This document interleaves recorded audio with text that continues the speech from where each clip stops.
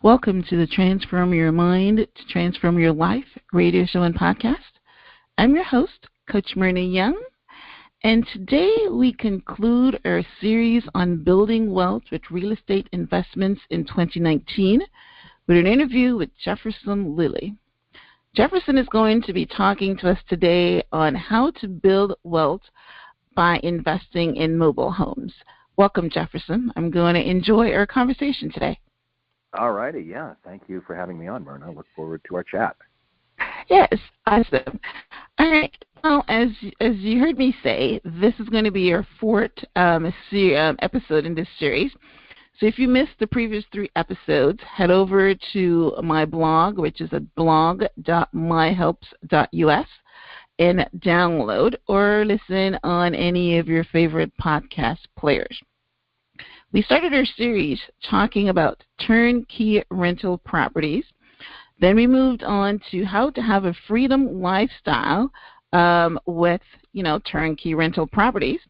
And then in our last episode, we digressed a little bit, and we talked about multiple streams of passive income, one with real estate investments and the other with multi-level marketing.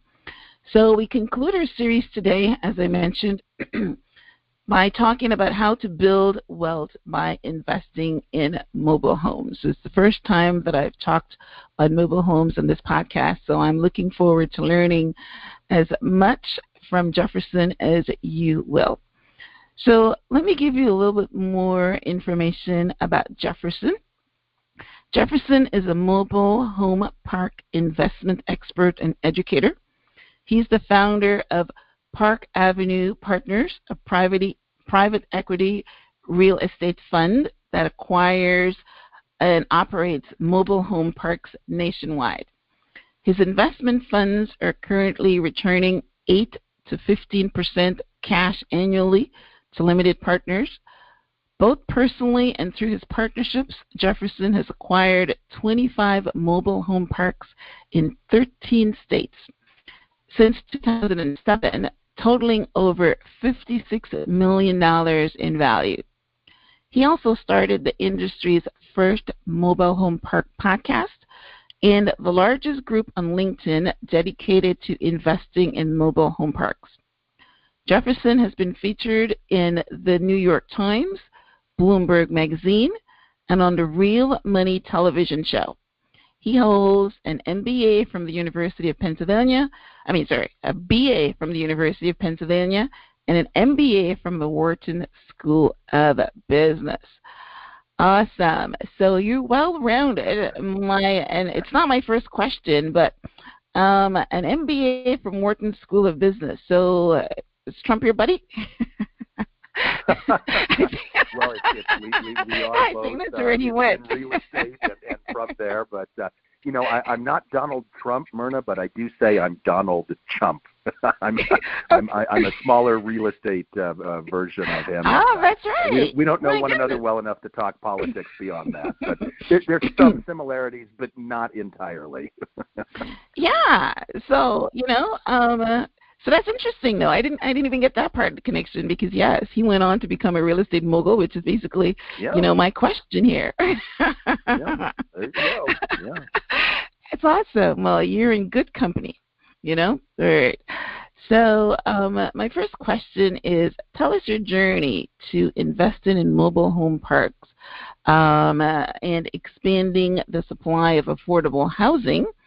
And I actually tacked on to that question, how did your MBA from the Wharton School of Business lend to you becoming a mobile home park mogul? Play on those words. All right? Yeah. So for me, it was not a direct path to get into real estate. Just sort of briefly, back in my 20s, I basically was the guy behind the spreadsheet. I was working as an analyst at a venture capital firm, also at a management consulting firm called Bain & Company. And then I had some similar operating experience with Viacom, a big media and entertainment company in New York City. But basically, I was crunching the numbers, for the man, as it were. Although sometimes those men were women, but I was the guy behind the spreadsheet. I got my MBA and then came out to San Francisco, to Silicon Valley, basically when I was, I think, just 30, and spent most of my 30s being the guy with the expense account, as it were. I worked for 3 different startups, high-tech, venture-backed startups, and I was in sales. And was selling basically a wireless messaging product. And it was towards the end of that time, and in my later 30s, that I began to think about diversifying, as it were, out of high-tech. I held some high-tech stocks, and obviously my income was entirely from high-tech.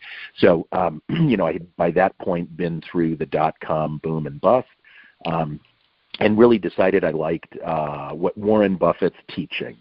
I'm certainly not in his league as an investor, but I decided to the extent personal finance is black and white, and it isn't really, but basically I decided value investing was the way to go, not high-tech, biotech, solar tech, silly tech investing.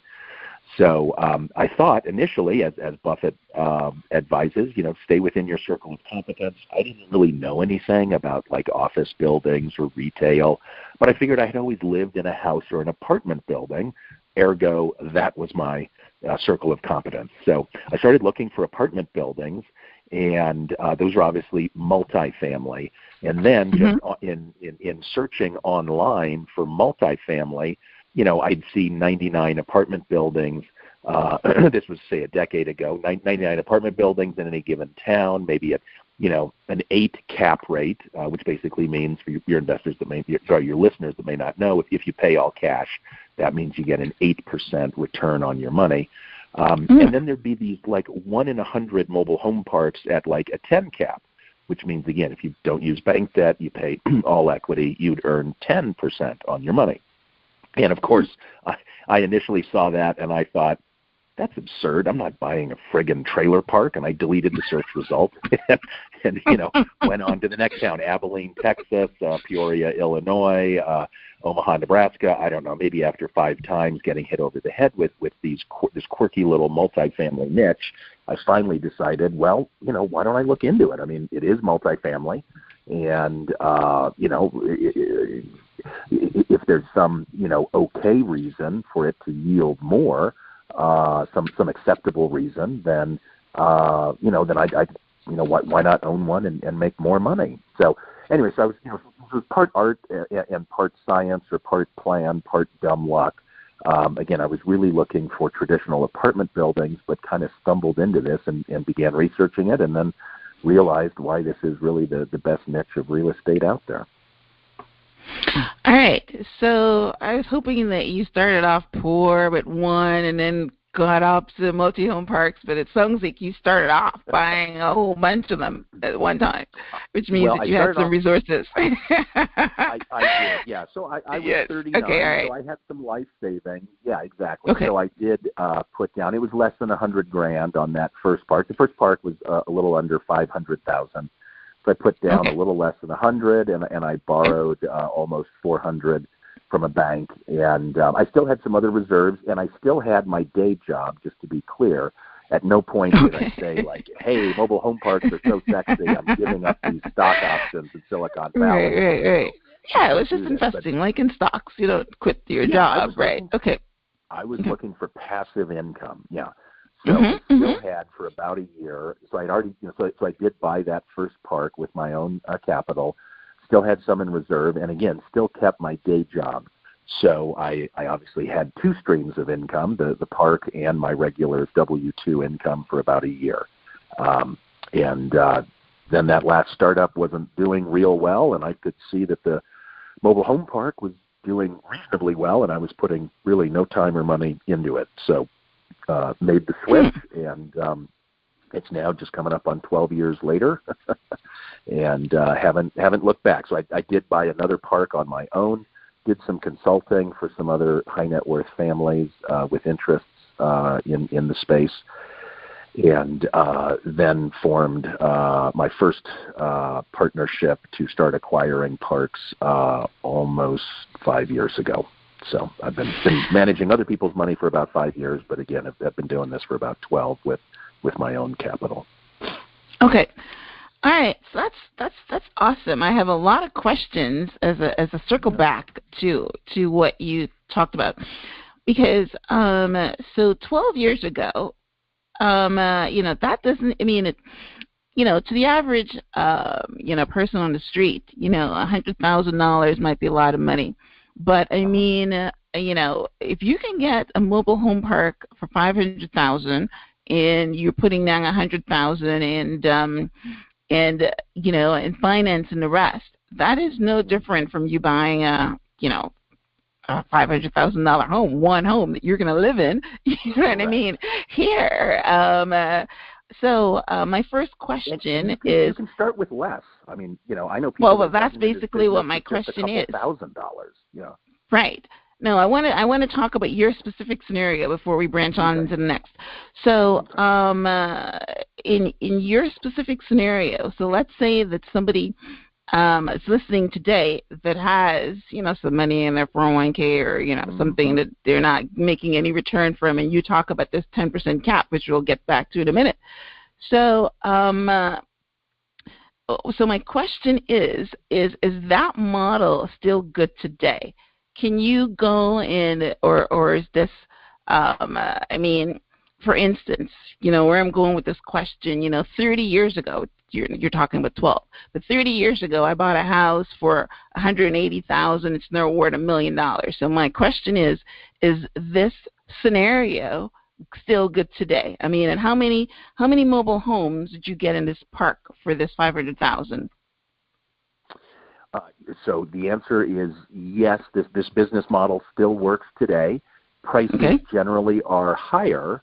Most everything is higher. Right. But mobile home parks are still, I think, the best thing going. Prices there are better than, say, apartment buildings or yes, of course, or most other kinds of real estate. So it's still good. It might not be as good as had you taken the plunge 12 years ago when I got into it, or plenty of people got into it 50 years ago, and they've now paid off their mortgages fully, and they're doing really exceptionally well. So I think the mini lesson there is the bad news is that the best time to buy real estate was yesterday. But the good news is that the next best time to buy real estate is now, right? Right, exactly. So, yes, I heard that somewhere. Yes, I saw a quote that somewhere. I think it says, real estate buy and hold, or hold now, or something like that. But anyway, it was something similar to what you're saying. It was really, really good. All right. So my question was, how many mobile homes did you get in this for $500,000? Oh, right. How many was in the park? Yeah, so I guess the answer is 0. Now I say 0 because I just bought the land, right? I didn't actually buy any of the homes at the time. My tenants, this is the way I like to invest in this business. My tenants owned all the mobile homes.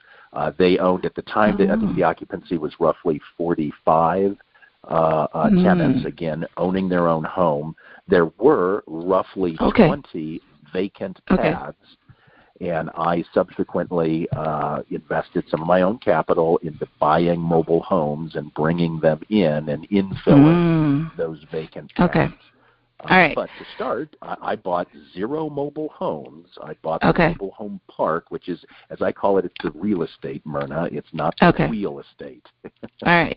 So this is why we're going to have an interesting conversation, because, we're going to need to back it up a little bit on that. And like I mentioned to you before we got on the air, I went to a seminar, and, the guy was talking about investing in mobile homes by buying like one or something, not the whole park or anything. But one of the reasons, and I considered investing until I got into the whole thing about the land and renting from whatever.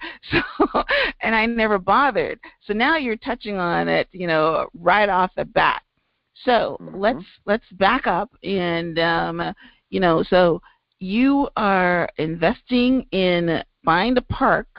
But you the mobile home owners, they own their home because it's a manufactured home, so somebody buys it and brings it on the lot, and then you own the park, and then they pay you rent to put their mobile home on the park, and that's basically how it works, right?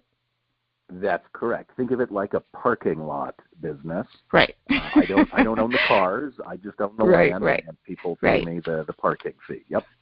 Yes. Okay. All right. So so that's a good start. So that gives us a visual of when you're talking about buying mobile home parks. So there is never a model where you buy land and the homes, right? You can. We call those a horizontal apartment building. It's sort of our colloquial term for that. So most of the parks, so most of the parks that come with all the mobile homes, usually the owner of the park is renting those mobile homes. Obviously, just the same way somebody might rent the structure of an apartment building. So I did buy my second park, the second park that I bought just myself, was pretty much that business model. About 90% of the homes had been owned by the previous owner and were being rented. Only about 10% of the homes were owned by the tenant. Beautiful. So what I've done over time, and I'm most of the way out, but what I've done over time is to tell those tenants, hey, you can now own your own house for the same monthly payment. Depends on the value of the house. They might just pay it out over another 36 months or something. And then they become homeowners. Now, along the way, they have to actually maintain the houses. This is just like real home ownership. You got to put on your big boy pants, as it were. You're now a homeowner. So when that proverbial leaky toilet leaks, don't call me. You go to Lowe's or Home Depot and you spend $12. Yeah, because it's yours. Yourself at the toilet flap. You're going to be a homeowner outright. Within another couple of years. There's no 30-year mortgages and indebtedness in my business. Folks become homeowners in a single-digit number of years. But indeed, in exchange for getting title to the house, they obviously have to maintain the house. And it's really not that much of a burden for them. They can, again, go to Home Depot, Lowe's, spend $12 on a toilet flap. It would cost me $150 to have a plumber show up. Plumber go in there and do it. Right. So what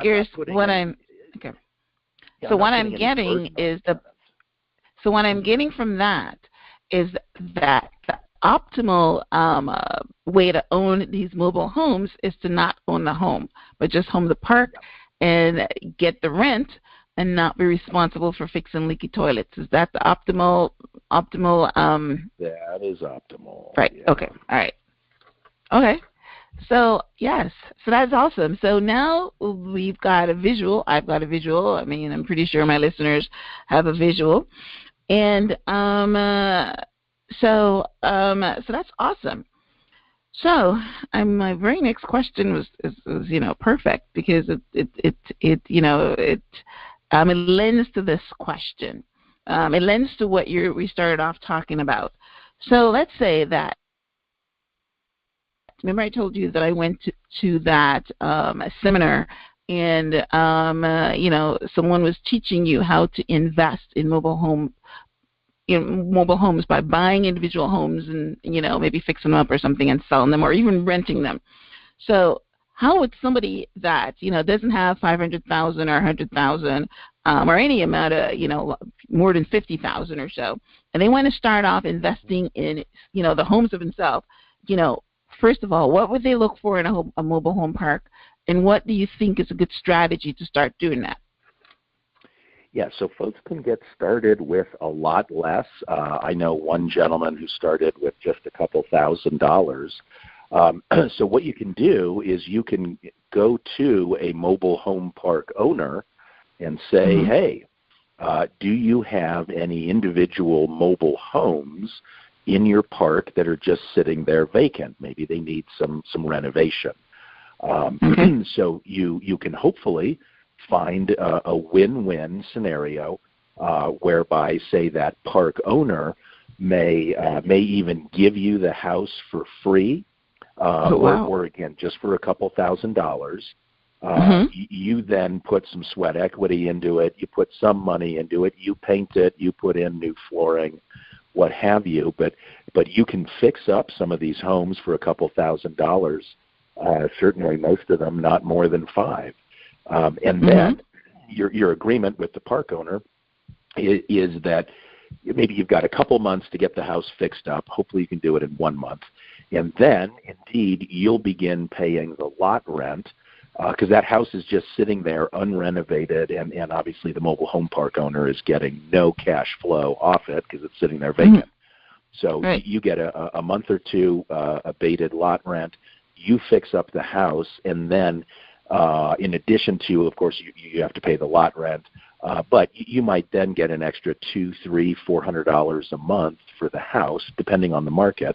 And so you put that additional money in your pocket, say for another 36 months, maybe 48 months. Depends how nicely you've fixed up the house. And so that's you kept mentioning the 3 years. So usually when you get someone in to rent, is that the average, the 3 year, instead of like the annual, the 6 months or annual rental? What's the reason for that 3 year?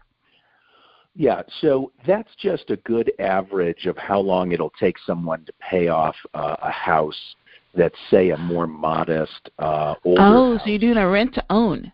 Oh, I'm sorry if I'm not clear. Yes, we're doing rent-to-own. This is the way I advise doing it. Other people could rent, but in general, all of us, both those of us that own the land and those of us that own the houses, all of us really want tenants with an owner's mentality. We want somebody that basically says, I'm tired of throwing my money away in rent at that apartment building across the street. I've heard I could come here and pay the same amount of money or less, maybe for 3 years, maybe for 5 years, depending on how nice the house is. But I've heard I can come here and see the light at the end of the tunnel. I'll pay perhaps less right off the bat, and some single-digit number of years down the road, I'm going to own that house outright, and then all I pay is the lot rent, which might average, again, depending on the market, but let's say $300. $300 is the average lot rent. Okay.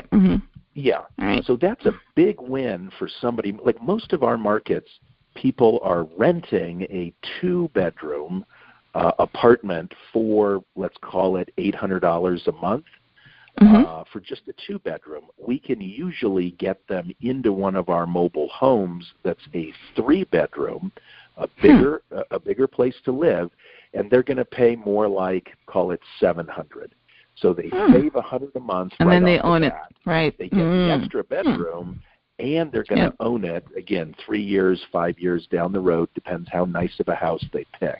So that's a big win for the tenants. And again, you'll find that somebody when they graduate up out of an apartment building, and again they say, hey, I want something, this is better for my family, it's a better financial decision, and I'm ready to actually take care of something. You'll find when people get to that stage of their life, again, that they do a pretty good job caring for the homes. So it's a win for the landlord to not have to rehab the house, to not have a traditional renter in there with a renter's mentality, a renter calling for $150 repair every time the toilet flap breaks. Again, it's a much better win for everybody, for the tenant, for the person that owns the house and is selling it to them on a rent-to-own agreement, and for us as the landlord. It's a win-win-win all three ways to get people to become homeowners and get them out of being renters in apartment buildings. Well, it's a new concept as far as in I shouldn't say concept, but it's the opposite of what somebody that owns a condo or a home. You want them to keep paying your mortgage, and you're not out there waving to them to buy it. So I understand it's a great concept. Maybe because it's easier, it's like you said, to buy it. I mean, somebody that in order to purchase a condo or something, then they have to go to the bank and get mortgage, and they have to you know, and they might not be able to qualify. So again, a follow-up question, because I'm actually trying to get this in my own brain so that, you know, maybe the same way that someone that's listening. So when you do these rent-to-own things, they're paying rent. There's no kind of mortgage or anything, and then you say to them at the end of 5 years, you own it, and then you give them title, right? So you're essentially holding the deed to the mortgage. Correct. If it's such a thing. Yes. Yes, that's it. Yes. Yes. Okay. Yes. Right.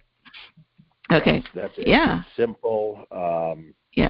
And so again, this can parlay. I referenced earlier this other gentleman that started with a couple $1,000s on his first mobile home renovation. He ended up doing about 50 of those. Wow. Not all at the same time. Some of them paid off, and he'd recycle his profits into another deal and 2 deals and 3.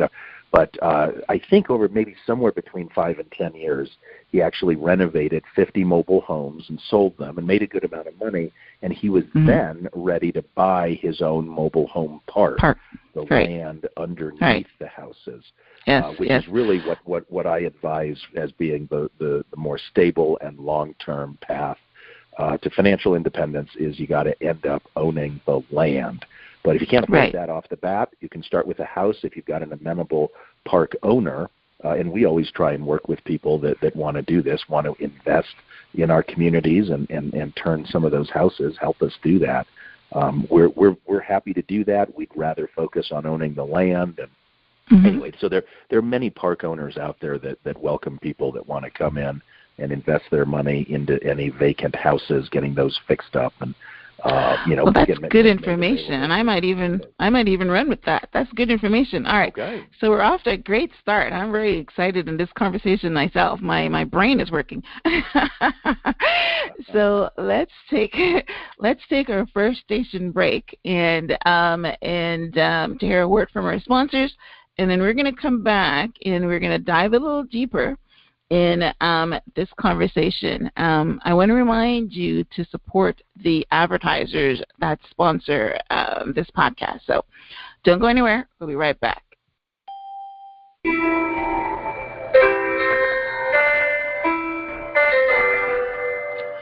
Family Matters Counseling Group offers counseling services to address both individual and family needs.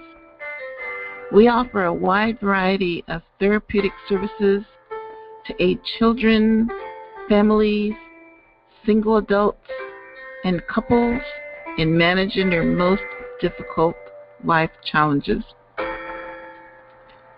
When you feel like everything in your life is falling apart, when it seems like every day is more difficult than the next, Family Matters Counseling Group is here to help. We have created a detailed treatment approach to help you achieve all your goals. We provide expert training to schools, nonprofit organizations, and police departments surrounding issues of mental health, addictions, and vulnerable populations. We have hope that happiness is possible. For more information, call us at area code 919-756-4451 or visit us on the web at FamilyMattersCounselingGroup.org.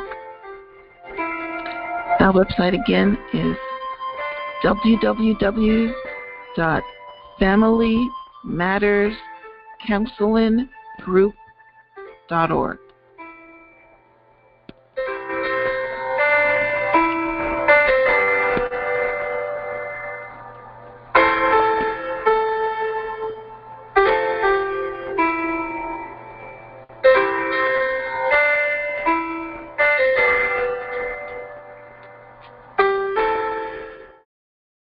Are you one of the millions of uninsured Americans who currently suffer from type 1 diabetes and is struggling month to month to afford your insulin because of the ongoing prices?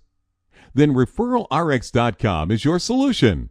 Through our free specialty insulin referral program, we can help our customers as well as pet owners save 40 to 50% off of their insulin retail. Guaranteed.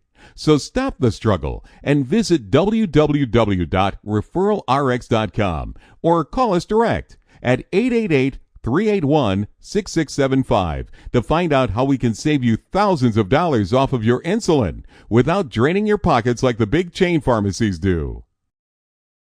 Are you looking for a tutor for next year's math class? Your wait is over. Frederick Douglass Tutoring Online Services is here to serve you. Your tutor is a college graduate with years of experience tutoring hundreds of students in math. For more information, please call 469-300-1386. That is 469-300-1386. Or visit douglastutoring.com with 2 S's. Welcome back to the Transform Your Mind to Transform Your Life radio show and podcast. I'm your host, Coach Myrna Young, and today we're having a very interesting conversation with Jefferson Lilly. Jefferson is opening up our consciousness or expanding our consciousness in the niche marketing of real estate, specifically mobile homes and mobile homes parks. Now, off the show, I was telling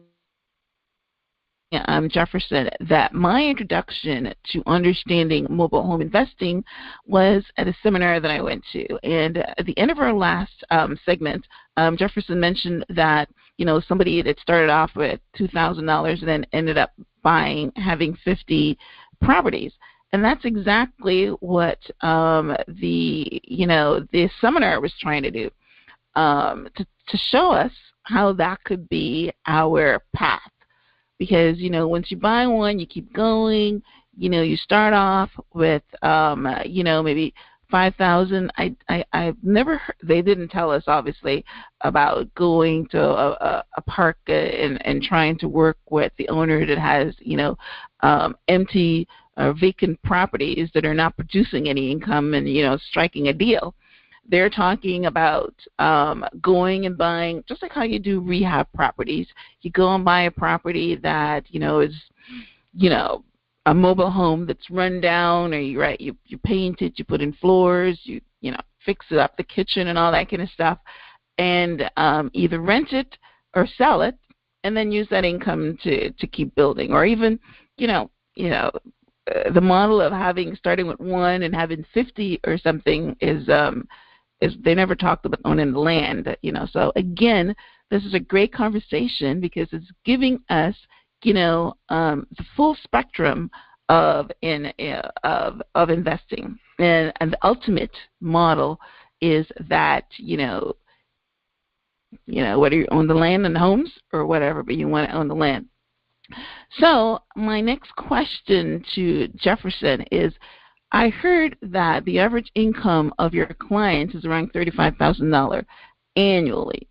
So walk us through somebody that has a job, they're making $35,000 annually, and they decided that instead of going into buying a rehab property for $50,000 and then putting $40,000 into it or whatever, they're going to go and do the homes, and then build their wealth or build their business through that. So you've given us some really good info so far. So what was the ideal situation for someone to start that way? Yeah. So for a family making $35,000 a year household income, they're typically not, call it $3,000 a month. Their housing budget, rough rule of thumb, is a third of your income can be spent on housing. So their budget is around $1,000 a month would be their maximum spend. And frankly, most folks that make $35,000 a year aren't going to be able to save up, say, even $20,000 a year to put that down on a, say, modest $100,000 house. That would leave them with an $80,000 mortgage. So that's about what their budget would be. They might otherwise be able to afford a modest $100,000 house, but that requires $20,000 down, and they're just not likely to ever be able to save up that amount of money, or certainly not until they make some more money and or maybe become a homeowner with us. We have had people of modest incomes that have come, bought houses from us, lowered their housing costs, and then been able to move on into site-built houses. But we can get someone into a house, a more modest used house from, say, the 1970s, might be just $1,000 down. These folks will be able to come up with $1,000 down, especially around tax time. Around January, February, March, when they start getting refunds. And then, better quality houses are going to be a couple $1,000s down. We can typically get folks into even a brand new house for around $4,000 down. And they might be able to save up and have $4,000. So that's kind of the profile. We help people get in with far, far less than $20,000 down. Might be as little as $1,000. We do want them to have skin in the game. We don't. Right. I've as I say, Myrna, I've made every mistake in the book. And you don't let people into a house for zero down, or $99 move-in specials. Right. I know some apartments do that. That's fine. I want to separate wheat from chaff. I want people that really want to become a homeowner. So I'm always going to keep that down at about $1,000. That's more than 1 month's rent. So if somebody's thinking like, hey, maybe I'll put down less, I'll go into a mobile home and I'll just walk away from it like a rental in 6 months or a year. Well, by charging more than, say, the average $800 1-month security deposit, by charging at least $1,000, people have more to lose. So we separate wheat from chaff. We get people that really think their employment is stable enough to own a house and pay on it over 3 to 5 years. Newer houses might be more like 10. But we filter for people that really want to become owners, and lo and behold, when you give them a shot at home ownership for as little as $1,000 down, but still more than apartment rental down payment, still maybe less per month, right? They might pay $700, $600 with us, and that other apartment might go for more like $8. But up front, they got to put down more with us. We've now filtered for a better quality tenants that take better care of those houses. We're happy to not have to have most of that maintenance burden. Certainly not the minor stuff. If it's something major like, hey, the roof has some major problem and it's going to be $3,000 for a new roof, major things like that we will take care of, and we'll finance it and kind of add it into the cost of the house. But all those minor, to give them some help because if they're an otherwise good paying tenant, we don't want to lose them over like a $3,000 expense. Again, we'll just add on some payments. Right. But all those annoying things like the proverbial leaky toilet, or I'm locked out, I need to get my lock replaced, or I slammed the front door hard when I got mad at my spouse and the front window cracked. I mean, all those sort of $50 and $100 and $200 expenses, we just say, sorry, it's your house. Your house, right? Yes. Your house, yeah, exactly. So that's the way we do it. And then, again, folks may be able to save enough money with us that they can then move on and buy a site-built house. But for right now, for here and now, again, most folks making $35,000 a year household, we're their only path to home ownership here and now. So we can get them into houses, 3-bedroom, like 1,200 square foot houses. Sometimes for as little as $1,000 down, probably $2,000 or $2,500 is a better average. And again, they're going to own it in 3 to 5 years. Most of those houses, way better deal than remaining a renter, and way more affordable than trying to go buy a $100,000 house and come up with $20,000 down. That's awesome. Now I have a follow up to that because I live in Florida. I know you've got mobile home parks in 13 states. Do you have any in Florida? We do. We're in Lakeland, Florida, with one park, Okay. and hopefully we'll soon own some more. But right now, one. Yeah, Lakeland is by Orlando. For anybody that doesn't know, if you can think of Disney World, Orlando, right? So that's not bad. Good location. Yeah. All right. Well, I'm in Fort Myers, and so the reason I brought that up though is because a lot of people retire in Florida. So give me a scenario again, because I'm totally clueless on this. Well, I shouldn't say I'm totally clueless because I'm a realtor. And, I understand a little bit, the prices that I see on the MLS might not be the prices that you sell for. But let's say that somebody wants to retire and come to Florida, Lakeland, Florida, one of your properties, and they have the money to buy it, a brand new one. How much does that cost? Or they don't buy it from you. I mean, I'm not sure how this works.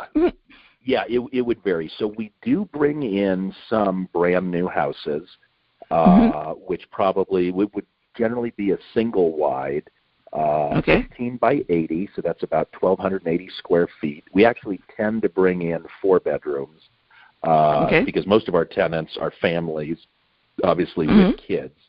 Although if we ever owned a seniors park, it would be different. For a seniors park, we'd probably bring in 2-bedroom houses. Seniors obviously don't want to be rambling around in a 4-bedroom house. You got to know your market. Right, exactly. Way of saying, let's just call it like $45,000 is what we can sell somebody a brand new house for if they've got cash. Okay. And if they don't want a brand new house, they want a used house, but they don't want to rent for 3 years. They want to give you the money up front. How much would that be? Yep. Some of those houses would be as little as $3,000. Probably $5,000 is a better average. Yeah, for an older used house, say from the 1970s. Wow. Yeah, we sell most of those $3,000 to $5,000. If we have a really strong market, like we're in Raleigh, Durham. We're right close to Duke and Chapel Hill. Their used homes probably are more like $7,000. Something like that, maybe 10. So again, it depends a bit on the market. That's an awesome price. Probably $5,000 cash. You can be a homeowner and get not bad at all. Square foot house. Yeah. And they're happy with that. They're very happy with that. Yes, my goodness, that's what you call economic. You're retiring and you want to make sure that your money goes and you're downsizing because you have fixed income. So that's perfect. All right. So let's go on to talk a little bit now about you. Thank you for that. My favorite content.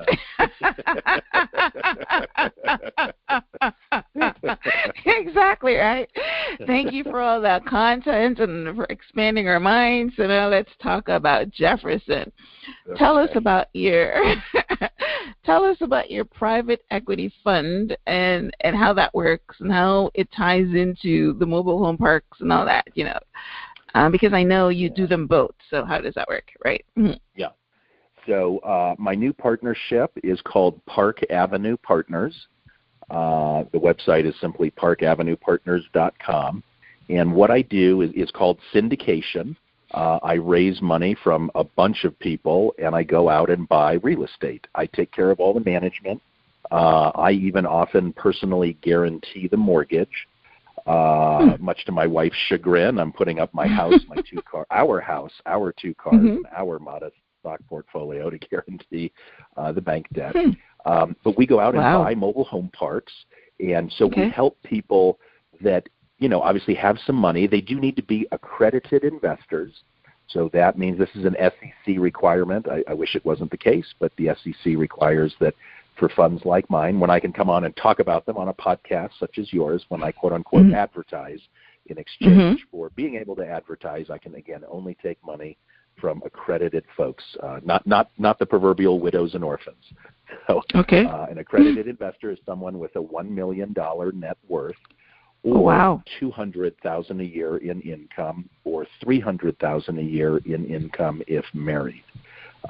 So for folks that are accredited, they can sign up even just right through the website. Plus, I do webinars every week, and obviously I'm happy to hop on a call with folks. But people can invest then and own part of this diversified portfolio of mobile home parks. I do focus on mobile home parks, but by diversified, I mean I buy nationwide. I've got so far a property up in Spokane. I've got the one you mentioned in Lakeland, Florida. Most of what I buy is in the Midwest. I believe I'm Wichita, Kansas's largest park owner. I have 3 parks there with a total of 552 pads. And, nice. you know, real estate is obviously generally less expensive in the Midwest. So I tend to invest for cash flow. Yeah, you know, So, I mean, I wasn't even, you know, let me cut you here for a minute. I wasn't even conscious of this until this episode. I've had, you know, two of my segments were talking about Indianapolis in the Midwest, and one guy was talking about Atlanta, and now you're talking about the Midwest. I wasn't even aware that it's boom city there. So that's amazing. Yeah. Okay.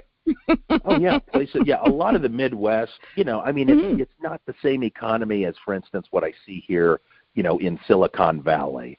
Right. It's not crazy off the hook expensive, but you know, places like Wichita have, you know, good sort of diversified economies. There's plenty of agriculture, some finance there, maybe a little aerospace. I mean, a lot of the Midwest just continues to do really well. Not some certain rust belt places like, you know, Detroit and Flint and Toledo. But most of the Midwest is doing just fine. And this is a business, the mobile home park business, that does really well, just provided the economy is kind of flat and regular. If it's growing, you know, so much the better. But you don't have to find a mobile home park in, you know, in San Francisco to do. Is there any there?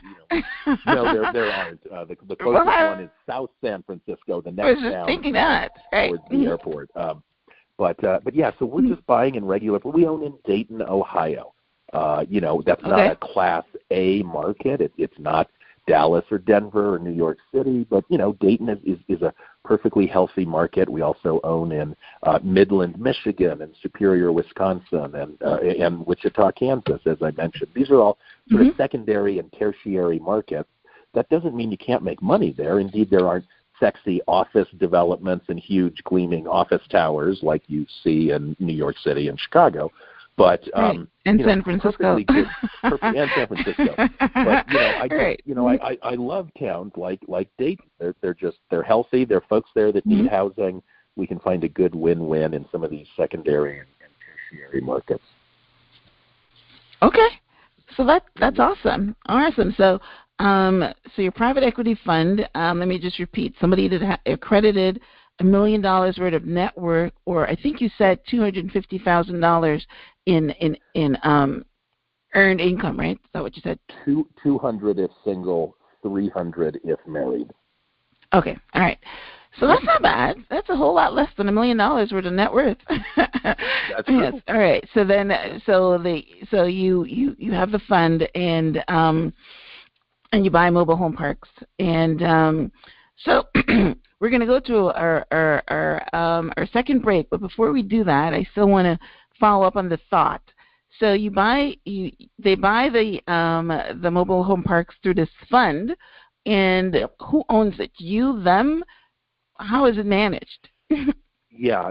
So basically, it's us is the answer. The fund has 3 different classes of shares. The A shares are just a 50-50 split of profits. Okay. The B shares pay out a 12% preferred rate of return and get 10% of additional profits. And then whatever is left over comes to me. I own the C shares in the fund. Okay. So collectively, we own it. The fund itself. I'm glad I asked the question. Yeah, the fund owns it, and then we collectively own the fund. Okay. Is basically the short answer. Got you. You know, again, something just popped into my mind where someone was selling. Again, as a realtor, I go to a lot of these seminars and things, and I think what someone was talking about is doing something similar to what you just talked about with your fund, but they invest in retirement, what do you call those things? Retirement homes. So, you know, there would people, you know, a whole bunch of investors would get together and buy retirement homes, and, you know, same kind of concept. Because, you know, we're in a, you know, a baby boomer generation. A lot of people are getting older, and they need these retirement homes, and that's how they're doing it. Same kind of model. So that's great. Yep. Yes. Yep. All right. So let's take our final station break, and then we're going to come back, and Jefferson is going to tell us how you can, get in touch with him and, maybe talk a little bit more about some of the states that he's in. All right. Don't go anywhere. We'll be right back.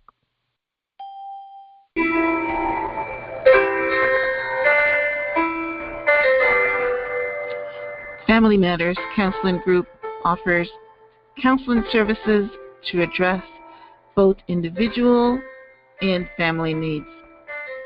We offer a wide variety of therapeutic services to aid children, families, single adults, and couples in managing their most difficult life challenges.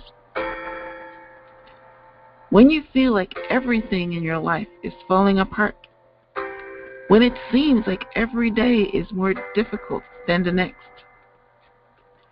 Family Matters Counseling Group is here to help. We have created a detailed treatment approach to help you achieve all your goals. We provide expert training to schools, nonprofit organizations, and police departments surrounding issues of mental health, addictions, and vulnerable populations. We have hope that happiness is possible.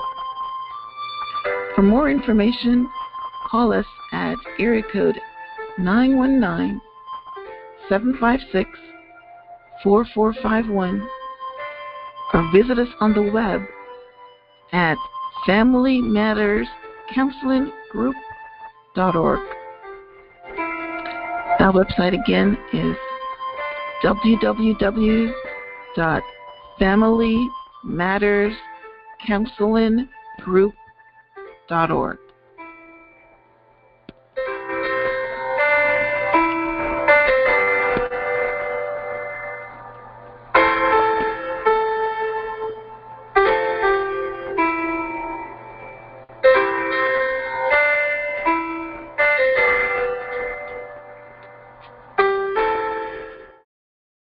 Are you one of the millions of uninsured Americans who currently suffer from type 1 diabetes and is struggling month to month to afford your insulin because of the ongoing prices?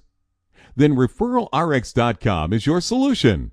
Through our free specialty insulin referral program, we can help our customers as well as pet owners save 40 to 50% off of their insulin retail. Guaranteed. So stop the struggle and visit www.referralrx.com or call us direct at 888-381-6675 to find out how we can save you thousands of dollars off of your insulin without draining your pockets like the big chain pharmacies do. Are you looking for a tutor for next year's math class? Your wait is over. Frederick Douglass Tutoring Online Services is here to serve you. Your tutor is a college graduate with years of experience tutoring hundreds of students in math. For more information, please call 469-300-1386. That is 469-300-1386. Or visit douglastutoring.com with 2 S's. Welcome back to the Transform Your Life, Transform Your Mind, Transform Your Life radio show and podcast. We had a very interesting conversation today with Jefferson Lilly, opened up our consciousness about mobile home parks, mobile homes, investing, and I learned a lot. So I'm sure that you did too. So right off the bat, I want to thank Jefferson for taking the time and to share his knowledge and open up our minds, because the reason I'm having this series is so that we can become wealth conscious in 2019 and start building our wealth. And you know what Jefferson is talking about here is if you're renting or you're not in any kind of a home of an ownership, then you're not building wealth. You're just building the wealth for someone else. So as we wrap up, so Jefferson, I think you mentioned already your website, but you might want to, go into some details about what somebody might find on your website and how someone would get in touch with you and even to participate in your fund if they've got $1 million worth of net worth. There you go. Sure. I know, right? So, yeah, the website is parkavenuepartners.com.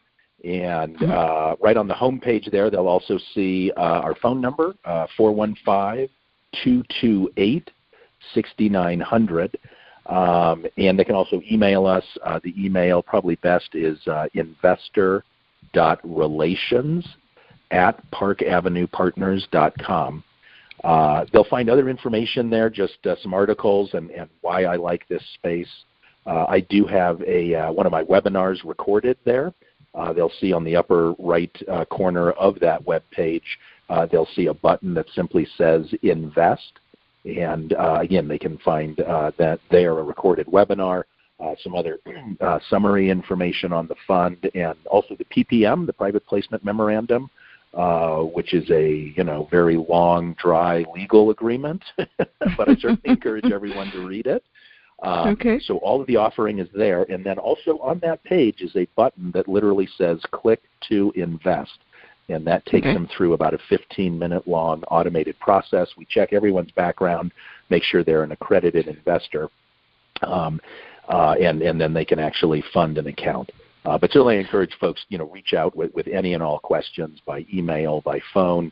But before doing any investing, read that private placement memorandum. Ask me all questions. Join me on. I do webinars every week, and people can just dial in for that, or we can set up something one-on-one if the webinar schedule doesn't work. And I'm also hosting dinners. I'm actually doing a dinner tonight, but I get together nationwide. I'm doing about 24 investor dinners over the next couple of months. Oh, nice.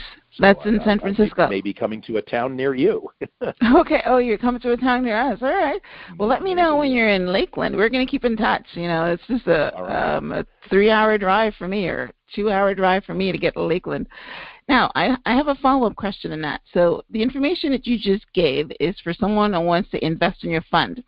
But let's say you've perked our interest where, to invest in the parks or the homes on the park, if you want to start off by going to the owners of the park and see if they have any, non-performing properties. So how does somebody get to you as an owner or the owner of these parks? Is it on the website as well? Is all your mobile home parks listed on this website? So if somebody wants to get in contact with the manager, or how do they do that, by the way? So yeah, that's a bit more involved. So let me throw out one other website, because again, I do have my own podcast series simply called Mobile Home Park Investors, and the website for that is mobilehomeparkinvestors.com. So they can find links from that website to my podcast, iTunes, Stitcher, elsewhere, and I do discuss how to track down owners. Perfect. Basically, you've got to do some research with local cities, counties, find out. Ultimately, the owner often cannot be reached at the park, but you want to find out where the tax bill is sent. That's the real owner, and that obviously maybe, as in my case, someone out of state. Who knows? Could be international, but wherever the tax bill is sent, that's where you find the owner, and then you've got to do a little bit of sleuthing and maybe try and find a phone number, or at least mail a letter there and maybe say, hey, I might like to buy your park. So it's not super easy. It's not super impossible either. It's just, like a lot of things in life, you put a little elbow grease into it, and you'll probably find some success. So again, that website also links people through to my LinkedIn group. We've got about 4,500 people there. You mentioned that, right? Sharing tips and tricks and mentoring, and you can ask questions there as well. Perfect. What a great niche. Just exciting. Wow. Yeah. I love it. All right, so perfect. So we are like flat out of time. So again, I want to let you know that we've now concluded our series on building wealth. If you missed any of the episodes, please download on any of the podcast players, and remember to subscribe so you will be notified of all future episodes. So again, we talked on this series about turnkey real estate in the Midwest, Indianapolis market, Atlanta market. We talked about acquiring passive income with multi-level marketing. We touched on passive income again today. Anything that, I had a great definition of what passive income is for my last guest. Anything that you work in the past and you're still getting money now is called passive income. So any investment, especially in real estate, is that you buy it and then it keeps feeding you. So mobile homes is a great way to get in the door with a minimal investment if you just want to, invest on the homes of themselves, and then build your way up to a park. And next week, I am going to be starting another exciting and interesting series on mindset. And I'm going to start off the discussion with the trending topic on social media, and that is surviving Robert Kelly. And I'm going to ask the question, why do women allow men to abuse them? A lot of people are talking about how bad Robert Kelly is because he's a predator and obviously he's a bad person. But, we let him do that. And I want to start a conversation about small thinking and opening your mindset to respect yourself. So, Jefferson, thank you again. I am definitely going to go on your website, listen to some of your podcasts. And I'm not in the $1 million network arena yet, but you will be but I can tell. One of these days, right? So thank you again. And any last words? Just take action. Learn all you can, whatever your niche is. Doesn't have to be mobile home parks. Just take action. Don't procrastinate. That's right. Do it now. All right. So thanks again for tuning in. And until next time, namaste.